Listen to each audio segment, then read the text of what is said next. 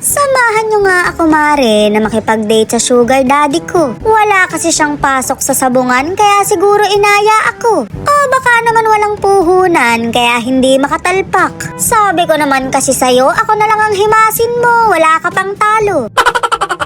Hindi ko na nga masyadong ginalingan dahil siya lang naman ang katagpo ko. Nag-sunscreen na lang ako dahil mainit ang panahon. Baka kasi mapag-iwanan din siya pagka masyado kong ginandahan. Binabalanse ko lang mare para patas kami ng muka. Alam nyo na ngayon kung bakit hindi siya nagpapakita. Wala kasi siyang mukhang maiharap, kung gusto niya ipuwet na lang.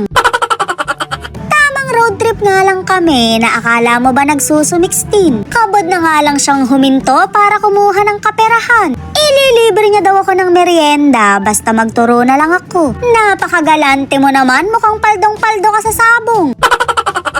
Kwek-kwek nga yung in-order ko dahil mahilig ako sa itlog. Huwag nga ako mare, alam kong mahilig ka rin dun. Tayo na nga lang ang magkukumari dito, maglolokohan pa ba tayo? At bumili ko ng 8 para tigda 2 tayo. Okay na yung 2 sa'yo mare, huwag kang masyadong abuso. Napakasarap talaga sa probinsya, amoy na amoy mo yung mga damo. Alas 5 na ng hapon dito at ito yung matutunghayan nyo. Napakasariwa ng hangin, malayo sa kapitbahay nyong chismosa na wala nang binantayan kundi pagtaba mo. Wala ka naman daw asawa pero nabuntis ka. Abay kanin ka mo bumuntis sa akin, huwag kang syunga. Naglabas nga ng lamesa yung sugar daddy ko dahil dito niya ako ide-date. Sa tabi kami ng palayan dahil mukha rin naman daw akong palaka. Hindi naman ako na-o-offend dahil totoo naman. Mare, palakan talaga ako. Oh, palakanta kasi yun. Kaya ko nga bumirit kahit walang mic.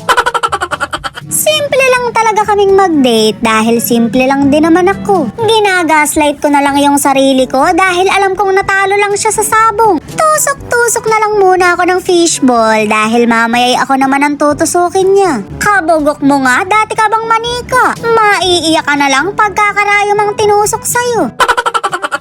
May third wheel nga kami dito na alaga akong aso. Happy ang pangalan niya pero mukhang malungkot siya. Wala pa kasi kung dumadalaw na kaibigan kaya hindi niya makasta. Shoot, mare, nangabuntis na yung mga binti. Paano niya ba maiiwasan yun? Nakakahiya na sa mga bisita ko.